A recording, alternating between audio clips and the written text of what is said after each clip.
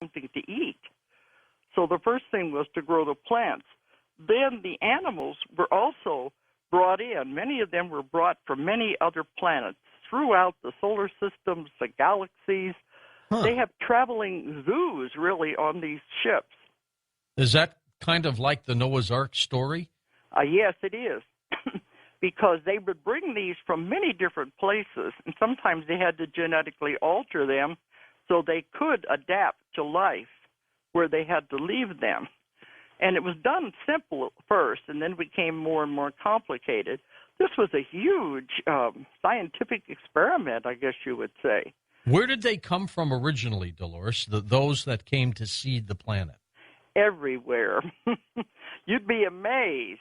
They said that was their specific mission, and many of them lived on the craft.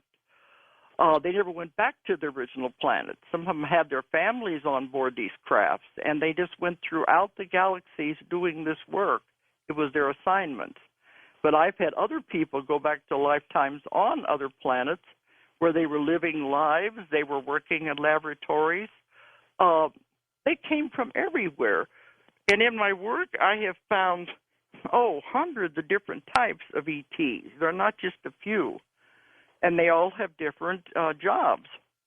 All right, Dolores, you stay with us. We're going to take this quick break. Dolores' website, by the way, and let me spell it for you because it's ozarkmt.com, but it's spelled OZARKMT.com. We'll be back in a moment. And you know, her belief of this does not negate a divine creator. We'll talk with her about that when we come right back on Coast to Coast AM. And as you know, the Coast to Coast AM app, free to all users of the iPhone and iPod Touch, exciting new way for fans of the show to stay in touch, as well as for Streamlink subscribers to get show audio directly from their mobile device. You probably know about this by now, but if you don't, you can get all the information by going to coasttocoastam.com. And welcome back to Coast. We've got Dolores Cannon tonight. Dolores, because you said this was controversial, and it is for some who are staunch believers in the Bible and very religious, I have not heard you say anything about not believing in a divine creator here. Somebody had to create the cedars and those that came around and did what they did throughout these various planetary systems, I assume, right? Yes, and we have a very strong belief in God because in my work, we have had people go back to the source when they were created. This is what they call it, the source, what we call God.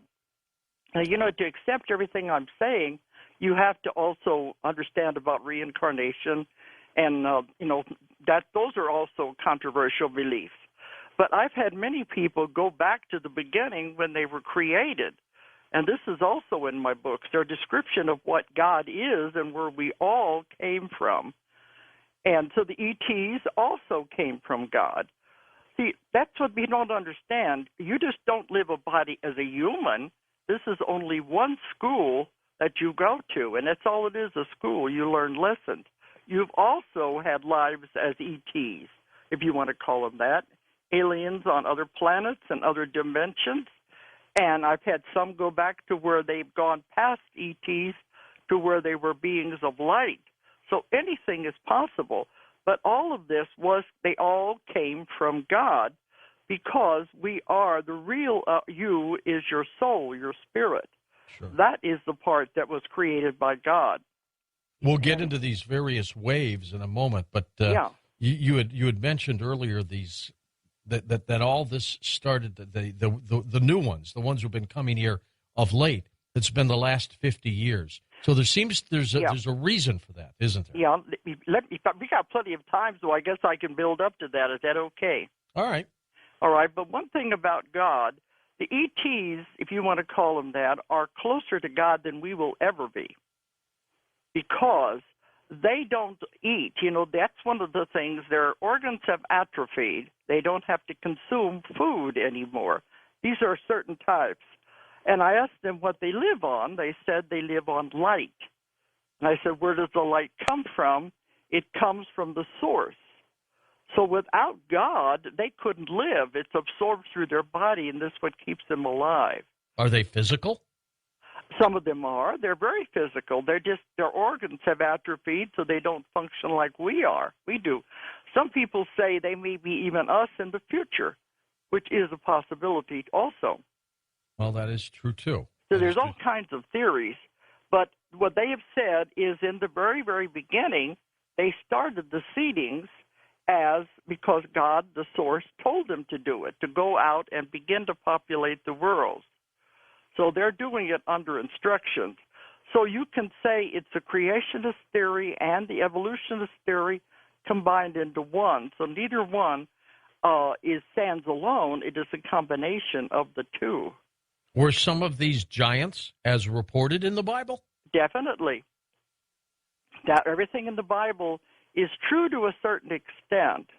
The part there about the first Jehovah and E.T., that part, that is what Zecharia Sitchin came up with. Those are the ones that came much, much later after the planet was formed. There were life, there was beings here, and they're the ones that wanted to use it for the wrong reasons. So that's the beginning of the Old Testament are those creatures that Zechariah writes about. But there were definitely giants. In the beginning, there were some people that had blue skin, green skin, purple skin. They were all different experiments, and some of them survived and some of them died out. But when they began, some of the animals did develop on Earth genetically, and other ones were brought in. But they had to find an animal that they could develop into an intelligent being. This took eons of time, but they finally decided that the monkey was the best one. Here again, this may upset people, but they had to have an animal that had hands so they could make tools later and also have a large brain capacity. So they took the monkey and they genetically modified it to become a human being. And they've told me the missing link will never be found because it jumped generations and species so fast from what they began with until what eventually became Homo sapiens. I asked them one time, I said, didn't life ever occur just spontaneously and indigenously on any planet? They said no, because if they did, it would have been chaotic. It would not have had a plan.